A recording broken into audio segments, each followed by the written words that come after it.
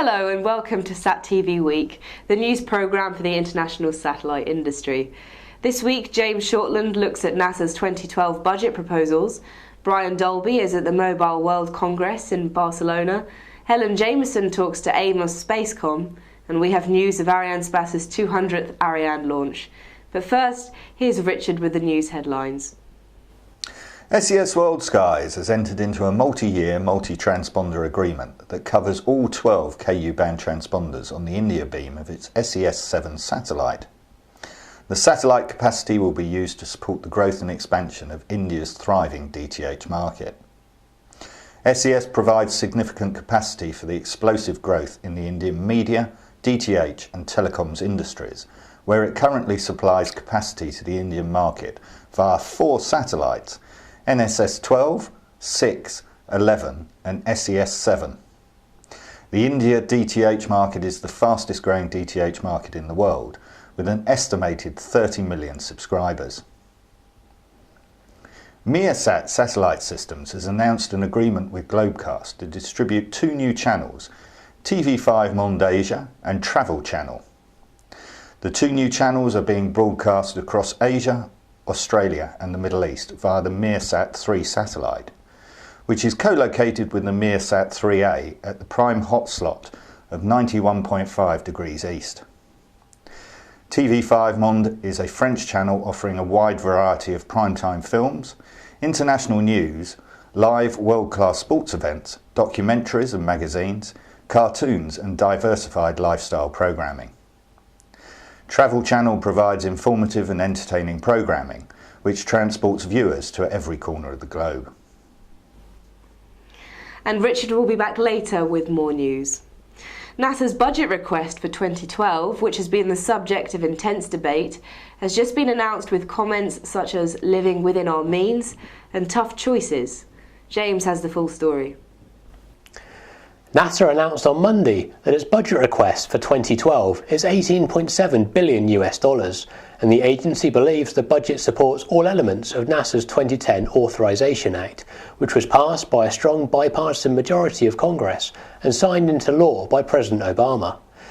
NASA Administrator Charles Bolden said that the budget requires the agency to live within its means, so it can invest in the future while maintaining its commitment to human spaceflight and strong programs to continue the outstanding science, aeronautics research and education needed to win the future. What does the budget include? Well, there's $4.3 billion for the Space Shuttle and ISS programs, $5 billion for science, $3.9 billion for future exploration systems and $569 million for aeronautics research. According to NASA's Chief Financial Officer, Elizabeth Robinson, the agency had to make some tough choices, but the budget gives NASA a plan for sustainable and affordable exploration. The Commercial Spaceflight Federation President, Breton Alexander, welcomed the strong support for space technology investments in the proposed budget, including such high-profile programs as commercial reusable suborbital research, Centennial Challenges, and NASA's Commercial Parabolic Flight Program. Alexander said that the investment in space technology, R&D, represent a renewed focus by NASA on innovation, which is the seed corn of American economic competitiveness, and that robust funding for technology R&D will help ensure that the United States remains a global leader in space. Thanks, James. This week, Brian Dolby was in Barcelona for the Mobile World Congress, where he chatted with Jacques Couet of Rascomstar and Murthy Hariharan of Viasat, and asked them about the new service that the satellite operator is introducing using Viasat's technology. Okay, we are a Pan-African operator. We launched our first satellite. Satellite is right now in the sky operating and working pretty well. And we're offering telecommunication services to African operators. And as part of our mission, we're offering communications to underserved areas. And this is a technology we deploy as a complete package service, including technology and satellite communications. This is a very important thing to Africa, isn't it, at the moment? Because there is a vast population that don't get access to rural areas, to communications at the moment. And it's also a big challenge for the mobile operators is to cover these areas economically. These areas are, impacted by the fact that the average revenue per user is also pretty low, and they need specific technology that is developed by our friends at Viasat to enable the communications in these areas. So, Morty, this sounds like a partnership made in heaven. Absolutely. Viasat is a leading satellite communications technology provider based in the US. We are really excited to participate in this program with Rascom Star. We are providing the ground communications equipment for GSM backhauling, rural telephony, and IP-based interconnect for the telcos, broadband interconnect for the telcos, all for Pan-African operators basically. And this system is rolling out now as we speak. And pretty soon, within a couple of months, we'll be turning up the services, and you can take communications to almost anywhere in Africa with this technology basically. What we bring to the table is very efficient, highly optimized transport over satellite with very good quality of service. That is what Viasat is known for. And we are also excited to be kind of bringing broadband Ka-band services to the rest of the world, and hopefully we'll get to Africa soon basically. Yes, because organisations like, for example, the Broadband Forum, which is responsible for bringing broadband around the world, they're very keen that we get Africa's broadband proportions increased considerably. Absolutely. I think one of the strategic thrusts within Viasat is Ka-band broadband communications. And we have started off now with a great system in Africa, and we'll be extending that in the near future, in the coming years, to provide real high-speed broadband all over the world basically. Now you have a very nice, very colourful and well-positioned booth here. How have you found the event at Barcelona this week? Oh, it's very busy. We got a lot of interest from people, a lot of people stopping by, asking questions, and we had so far a very good week. Okay, well, thanks very much for speaking to SatTV Week, and enjoy the rest of the show. Thank you very much. Thank you. Thank you.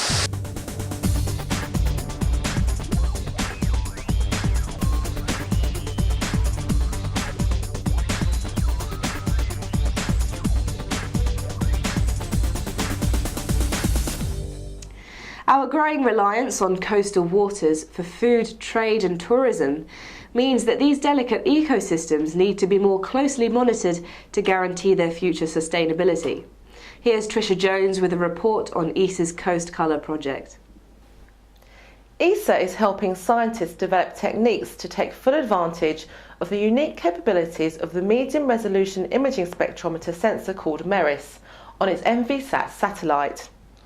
With a resolution of 300 metres, it provides the sharpest view of coastal waters to date, and includes spectral bands specially designed to characterise the complex mixing of pollutants, suspended sediments and phytoplankton typically found in coastal zones. More than 40 user organisations have already signed up to the Coast Colour project, including algal bloom monitoring along the west coast of South Africa, port maintenance monitoring in the Baltic Sea and coral reef monitoring in Australia, where during the wet season large plumes of sediment-laden river water flows into the reef lagoon, where they can smother corals and deprive them of the sunlight they need to survive. In the future, the system will become an important contributor to further understanding of the coastal zone in climate change. Thanks, Trisha. Spacecom's Pan-African AMOS 5 satellite is scheduled to begin service later this year at 17 degrees east, a new orbital slot over Africa. The satellite is currently being manufactured by Reshetnev Information Satellite Systems in Russia. Earlier, Helen Jameson spoke to Ariane of Spacecom and started by asking him how the integration of the satellite was progressing. The program is on track. People working intensely with the manufacturer in Russia. They supervise the program very closely. The integration part is ongoing, and some of the environmental testing should begin very soon. So the schedule looks very good. We're on track to launch the satellite in late July, beginning of August, and then start operations late September with commercial services. And can you tell me how the African market is performing for Spacecom and what services are most in demand in the region? Africa is a new market for us. We started slightly more than a year ago, but we do have now a team in place which is dedicated to the African market. We have a number of people who are traveling within the territories very frequently, meeting with the clients and the prospects. We also have local people in Africa that we work with, and this is one of the ways where we differentiate ourselves and that we work according to with local partners, with local teleports, and very closely with the clients. The African market is changing, is developing. One of the big drivers is the fiber optic connection on the shores. Oh, thanks very much indeed. It's been an exciting week in the launch industry, with Arianespace's heavy lift Ariane 5 launching Johannes Kepler, ESA's first operational ATV cargo vessel, to the ISS. It follows the qualification flight of ATV Jules Verne, launched by an Ariane 5 in March 2008. The launch was delayed by 24 hours, following a measurement anomaly in the liquid oxygen propellant tank of the cryogenic main stage of the Ariane 5 launcher. However, the Ariane 5, carrying its heaviest payload ever, lifted off at 6:50 p.m. on Wednesday from the spaceport in French Guiana. Lofting a total mass of 20,050 kilograms, it was the first of 12 launches Arianespace is targeting this year, 9 from French Guiana and 3 from the Baikonur Cosmodrome. The ATV cargo resupply spacecraft was developed for the European Space Agency by an EADS Astrium-led industry consortium and carried more than 7 metric tons of payload, including 4,534 kilograms of propellant to be used in the ISS's attitude control system. Now here's Ariane with the rest of the launch news. The controversial deal between Antrix Corporation, ISRO's commercial arm, and the Bangalore-based DVAS Multimedia will be reviewed by a high-powered committee appointed by Indian Prime Minister Manmohan Singh. The contract involved leasing S-band spectrum to DVAS, who hope to provide satellite broadband through various platforms, including mobile phones. The two-member panel has been asked to review all aspects of the agreement and submit its report within a month. Under the Antrix DVAS agreement, signed in 2005, the amount payable by DVAS over the 12-year contract was to be in the region of $300 million.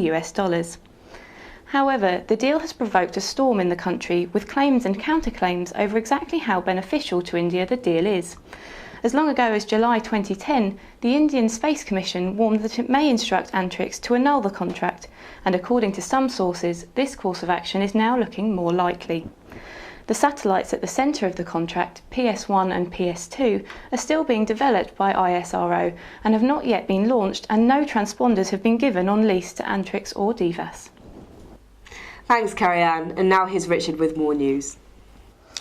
SES Astra has concluded a multi-transponder, multi-year agreement with the German public broadcasters ARD and ZDF to secure satellite capacity for the transmission of HD programmes.